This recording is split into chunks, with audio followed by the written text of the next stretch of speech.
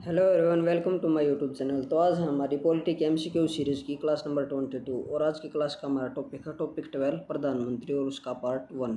तो चलिए शुरू करते हैं। आज की क्लास का हमारा पहला क्वेश्चन है, भारत का प्रधानमंत्री नियुक्त होते हैं, निर्वाचित होते हैं, मनोनीत होते हैं या चयनित होते हैं?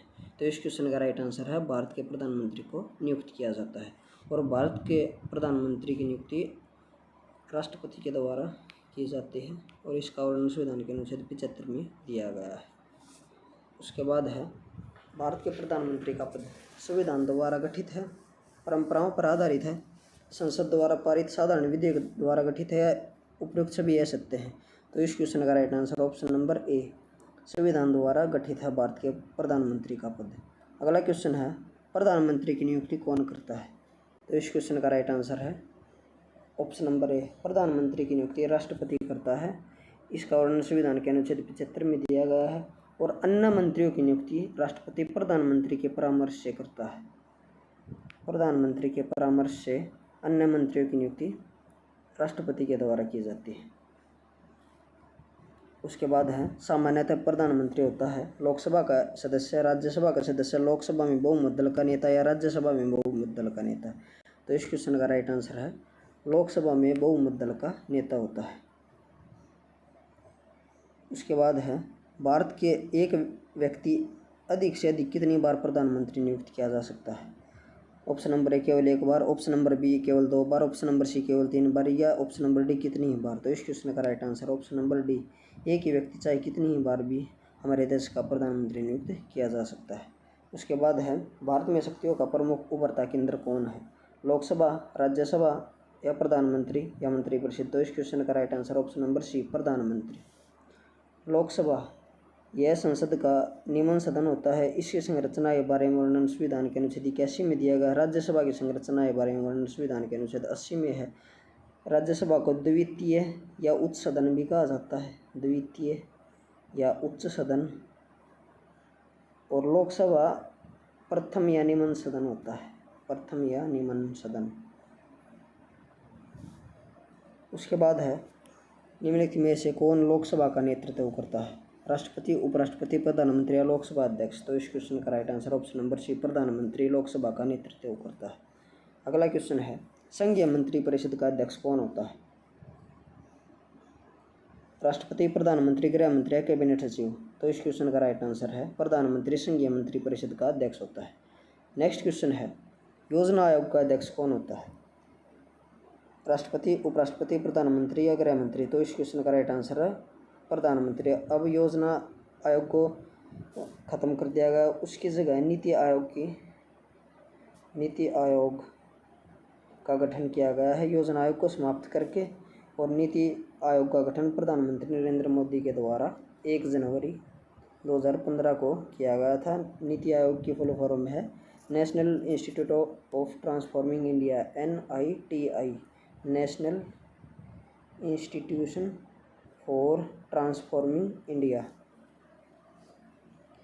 और नीति आयोग के अध्यक्ष हमारे प्रधानमंत्री होते हैं। ये योजना आयोग की जगह लाया गया एक नया आयोग है। अगला क्वेश्चन है, आमतौर पर भारत के प्रधानमंत्री होते हैं संसद के सदस्य, नहीं लोकसभा के सदस्य, राज्यसभा के सदस्य या दोनों सदनों के सदस्य? तो इस क्वेश्चन का right answer option number B, आमतौर पर भारत के प्रधानमंत्री लोकसभा में बहुमत दल के नेता या लोकसभा के में सदस्य होते हैं। भारत के प्रधानमंत्रियों का निम्न में से कौन सा कालानुक्रम सही है? इंदिरा गांधी, जवाहरलाल नेहरू, मोरारजी देसाई या चौधरी चरण सिंह? तो इस क्वेश्चन का राइट आंसर है ऑप्शन नंबर सी, यानी कि सबसे पहले जवाहरलाल नेहरू, उसके बाद इंदिरा गांधी, उसके बाद मोरारजी देसाई प्रधानमंत्री बने थे और सबसे उसके बाद है चौधरी चरण सिंह। जवाहरलाल नेहरू हमारे देश के प्रथम प्रधानमंत्री थे। इनका कार्यकाल सबसे लंबा था, 16 वर्ष, सबसे लंबा कार्यकाल 16 वर्ष 9 महीने और 12 दिन, 16 वर्ष 9 महीने और 12 दिन का इनका कार्यकाल था। और इनकी मृत्यु पद पर रहते हुए ही हो गई थी, पद पर रहते मृत्यु हो गई थी। जवाहरलाल नेहरू के बाद इंदिरा गांधी 2 बारहमारी पीएम बनी थी, उनका पहला कार्यकाल था 24 जनवरी 1966 से लेकर 24 मार्च 1977 तक। ये भारत की प्रथम महिला प्रधानमंत्री थी, भारत की प्रथम महिला प्रधानमंत्री यानी कि पीएम, और भारत रत्न पाने वाली पहली महिला थी। इनका दूसरा कार्यकाल था प्रधानमंत्री के रूप में इंदिरा गांधी का दूसरा कार्यकाल, दूसरा कार्यकाल था 14 जनवरी 1980 से लेकर 31 अक्टूबर 1984 तक।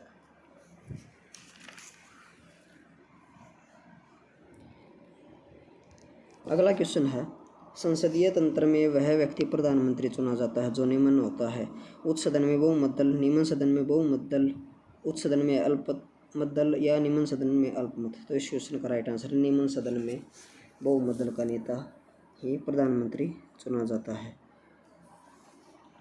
लोकसभा को निम्न या प्रथम सदन कहा जाता है और राज्यसभा को उच्च या द्वितीय सदन कहा जाता है। लोकसभा की संरचना के बारे में वर्णन संविधान के अनुच्छेद 81 में दिया गया, राज्यसभा की संरचना के बारे में वर्णन संविधान के अनुच्छेद 80 में दिया गया है, और संसद के बारे में वर्णन संविधान के अनुच्छेद 79 में दिया गया है, 79 में। भारत की संसद में लोकसभा, राज्यसभा और प्रधानमंत्री शामिल होते हैं, राष्ट्रपति शामिल होते हैं। उसके बाद अगला क्वेश्चन है, प्रधानमंत्री की नियुक्ति राष्ट्रपति करता है, यह किस अनुच्छेद में वर्णित है? तो इस क्वेश्चन का राइट आंसर है ऑप्शन नंबर सी, यानी कि अनुच्छेद 75 में यह वर्णन किया गया है कि प्रधानमंत्री की नियुक्ति राष्ट्रपति के द्वारा की जाएगी और अन्य मंत्रियों की नियुक्ति प्रधानमंत्री के परामर्श पर राष्ट्रपति करेगा। अगला क्वेश्चन है, भारत के प्रधानमंत्री पद के लिए उम्मीदवार की कम से कम उम्र कितनी होनी चाहिए? 25 वर्ष, 30 वर्ष, 35 या 40 वर्ष? तो इस क्वेश्चन का राइट आंसर ऑप्शन नंबर ए 25 वर्ष। अगला क्वेश्चन है, यदि भारत के प्रधानमंत्री संसद के उच्च सदन के सदस्य हैं तो वे अविश्वास प्रस्ताव की स्थिति में अपने पक्ष में वोट नहीं दे सकेंगे, वे निम्न सदन में बजट पर नहीं बोल सकेंगे, वे उच्च सदन में ही वक्तव्य दे सकते हैं, या उन्हें प्रधानमंत्री पद के शपथ ग्रहण के बाद 6 मास के अंदर निम्न सदन का सदस्य बनना पड़ेगा। तो इस क्वेश्चन का राइट आंसर होगा ऑप्शन नंबर ए, वे अविश्वास प्रस्ताव की स्थिति में अपने पक्ष में वोट नहीं दे सकेंगे। अगला क्वेश्चन है, भारत के प्रधानमंत्री का पद परंपरा पर आधारित है, संसद द्वारा सर्जित है, संविधान द्वारा सर्जित है या राष्ट्रपति द्वारा सर्जित है? तो इस क्वेश्चन का right answer option number C, संविधान द्वारा सर्जित है। नेक्स्ट क्वेश्चन है, निम्नलिखित में से कौन सा वक्तव्य सही है? भारत का प्रधानमंत्री संसद के दोनों सदनों के सदस्यों में से अपने मंत्रियों का चयन करने के लिए स्वतंत्र है। इस विषय में भारत के राष्ट्रपति के साथ उचित परामर्श करने पर मंत्रिमंडल के सहयोगियों का चयन कर सकता है, या अपने मंत्रिमंडल के मंत्री के रूप में काम करने की व्यक्तियों का चयन करने में पूर्ण सहविवेक का प्रयोग करता है, या ऑप्शन नंबर डी, अपने मंत्रिमंडल के सहयोगियों का चयन करने में सीमित शक्तियाँ रखता है क्योंकि इस सहविवेक प्रयोग की शक्तियाँ भारत के राष्ट्रपति में निहित है। तो इस क्वेश्चन का राइट आंसर है ऑप्शन नंबर ए, संसद के दोनों सदनों के सदस्यों में से अपने मंत्रियों को चयन करने के लिए स्वतंत्र है। नेक्स्ट क्वेश्चन है, किस प्रधानमंत्री ने एक बार पद से हटने के पश्चात दोबारा पद संभाला था? तो इस क्वेश्चन का right answer option number C, Indira Gandhi. अगला क्वेश्चन है, नियुक्ति के समय निम्न में से प्रधानमंत्री संसद के किसी भी सदन का सदस्य नहीं था, यानी कि कौन सा ऐसा प्रधानमंत्री था जो जब वह प्रधानमंत्री बना तो वह संसद के किसी भी सदन का सदस्य नहीं था? मोरारजी देसाई, राजीव गांधी, वीपी सिंह या पीवी नरसिम्हा राव? तो इस क्वेश्चन का राइट आंसर है पीवी नरसिम्हा राव। जब पीएम बने तो वह संसद के किसी भी सदन के सदस्य नहीं थे। मोरारजी देसाई सबसे अधिक उम्र में पीएम पद पर बैठने वाले व्यक्ति थे, सबसे अधिक उम्र में, यानी कि सबसे बुजुर्ग व्यक्ति थे। 81 वर्ष की अवस्था में पीएम बने थे, और राजीव गांधी सबसे कम उम्र में पीएम बनने वाले व्यक्ति थे, सबसे कम उम्र के प्रधानमंत्री पद पर बैठने वाले। ये मात्र 40 वर्ष की आयु में प्रधानमंत्री बने थे और सबसे अधिक उम्र में मोरारजी देसाई। नेक्स्ट क्वेश्चन है, प्रधानमंत्री का शपथ ग्रहण करने के समय राज्यसभा का सदस्य था, यानी कि कौन ऐसे प्रधानमंत्री थे जो जिस समय उन्होंने अपनी शपथ ग्रहण की उस समय वे राज्यसभा के सदस्य थे। एच.डी. देवगौड़ा, श्रीमती इंदिरा गांधी, पी.वी. नरसिम्हा राव या लाल बहादुर शास्त्री। तो इस क्वेश्चन का right answer option number B, Shrimati Indira Gandhi. ये 2 बार हमारी पीएम रही।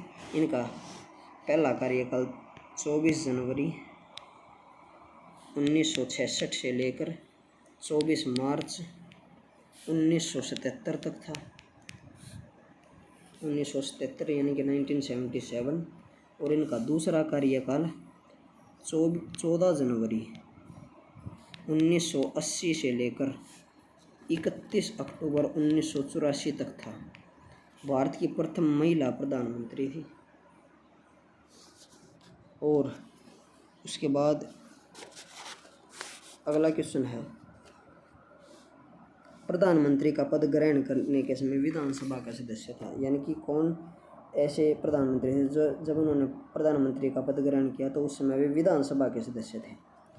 चौधरी चरण सिंह, वीपी सिंह, आई.के. गुजराल या एच.डी. देवगौड़ा। तो इस क्वेश्चन का राइट आंसर है एच.डी. देवगौड़ा प्रधानमंत्री का पद ग्रहण करते समय विधानसभा के सदस्य थे।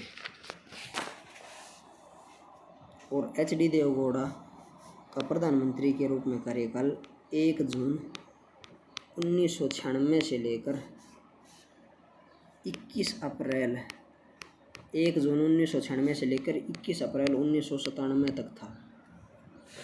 और ये जनता दल से संबंधित थे, जनता दल। तो इस क्वेश्चन का right answer option number D. उसके बाद IK. Gujral. IK. Gujral PM का रूप में इनका कार्यकाल 21 अप्रैल 1997 से लेकर 18 मार्च 1998 तक था।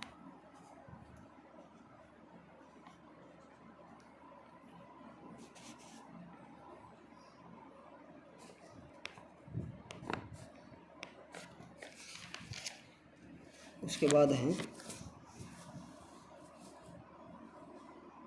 चौधरी चरण सिंह। चौधरी चरण सिंह का कार्यकाल 28 जुलाई 1979 से लेकर 14 जनवरी 1980 तक था।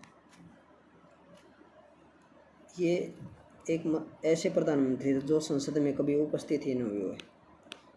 चौधरी चरण सिंह संसद में कभी भी उपस्थित नहीं हुए, कभी भी उपस्थित नहीं हुए। और चौधरी चरण सिंह ने जमींदारी प्रणाली को हटाया था, जमींदारी प्रणाली हटाई। और उन्होंने भूमि सुधार अधिनियम लेकर आए थे। एक नया भूमि सुधार अधिनियम लेकर आए थे।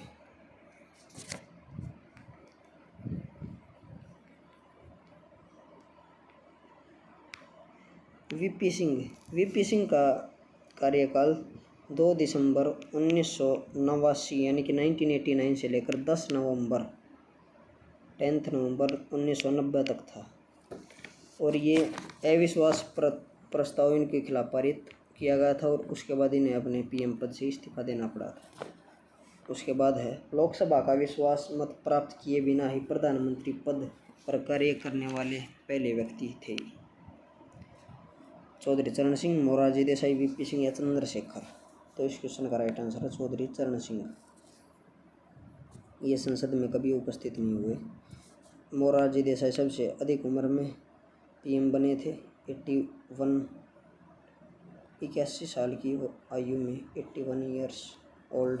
उसके बाद है, कांग्रेस द्वारा समर्थन वापस लिए जाने के कारण ही त्याग पत्र देना पड़ा था। चौधरी चरण सिंह को, चंद्रशेखर को, एच.डी. देवगौड़ा के उपयुक्त सभी को। तो इस क्वेश्चन का right answer option number D, इन सभी को कांग्रेस द्वारा समर्थन वापस लिए जाने के कारण त्याग पत्र देना पड़ा था। अगला क्वेश्चन है, इंदिरा गांधी दूसरी अवधि के लिए प्रधानमंत्री कब बनी? 1980 से 84, 75 से 79, 1977 से लेकर 82 तक, या 1982 से 84। तो इस क्वेश्चन का राइट आंसर ऑप्शन नंबर ए 1980 से लेकर 1984 तक इंदिरा गांधी दूसरी अवधि के लिए हमारी प्रधानमंत्री बनी थी। उसके बाद है जवाहरलाल नेहरू के निधन के पश्चात किसने प्रधानमंत्री का पद ग्रहण किया था? लाल बहादुर शास्त्री, श्रीमती इंदिरा गांधी, गुलजारी लाल नंदा या मोरारजी देसाई। तो इस क्वेश्चन का right answer option number C Morarji Desai ने गुलजारी लाल नंदा ने जवाहरलाल नेहरू के निधन के पश्चात प्रधानमंत्री के रूप में कार्यभार संभाला था। उसके बाद अगला क्वेश्चन है अविश्वास प्रस्ताव के कारण सर्वप्रथम किस प्रधानमंत्री को अपना पद त्यागना पड़ा था? मोरारजी देसाई, चौधरी चरण सिंह, वीपी सिंह या श्रीमती इंदिरा गांधी। तो इस क्वेश्चन का राइट आंसर ऑप्शन नंबर ए मोरारजी देसाई। अगला क्वेश्चन है वह प्रथम प्रधानमंत्री कौन थे जिन्होंने संसद सत्र में उपस्थित हुए बिना ही त्यागपत्र दे दिया था? मोरारजी देसाई, श्रीमती इंदिरा गांधी, चौधरी चरण सिंह, लाल बहादुर शास्त्री। तो इस क्वेश्चन का राइट आंसर है ऑप्शन नंबर सी चौधरी चरण सिंह ने संसद में उपस्थित हुए बिना ही अपना त्यागपत्र दे दिया था। अगला क्वेश्चन है प्रधानमंत्री पद पर किसी एक कार्यकाल के लिए सबसे कम समय के लिए कौन आसीन रहा? मोरारजी देसाई, चौधरी चरण सिंह, वीपी सिंह या अटल बिहारी वाजपेयी। तो इस क्वेश्चन का right answer option number D Atal Bihari Vajpayee. Next question है निम्नलिखित में से किसने 2 बार कार्यकारी प्रधानमंत्री के रूप में पदभार संभाला है? Option number A Sardar Vallabh bhai Patel, option number B Krishna Menon, option number C Gulzari Lal Nanda या ऑप्शन नंबर डी के कामराज। तो इस क्वेश्चन का right answer option number C Gulzari Lal Nanda ने 2 बार कार्यवाहक प्रधानमंत्री के रूप में कार्यभार संभाला है। अगला क्वेश्चन है प्रथम गैर कांग्रेसी प्रधानमंत्री कौन बने थे? चंद्रशेखर, चौधरी चरण सिंह, आई.के. गुजराल या मोरारजी देसाई। तो इस क्वेश्चन का राइट आंसर है मोरारजी देसाई। और मोरारजी देसाई सबसे अधिक उम्र के यानी कि सबसे बुजुर्ग पीएम थे। 81 वर्ष की आयु में ये है प्रधानमंत्री के पद पर आसीन हुए थे। चौधरी चरण सिंह ऐसे पीएम थे जो संसद में कभी उपस्थित ही नहीं हुए। और इसी बाकी के बचे हुए क्वेश्चंस को हम अगली क्लास में करेंगे। अगर आपको वीडियो अच्छी लगी हो तो वीडियो को लाइक एंड शेयर करें तथा चैनल को सब्सक्राइब करें। Thank you.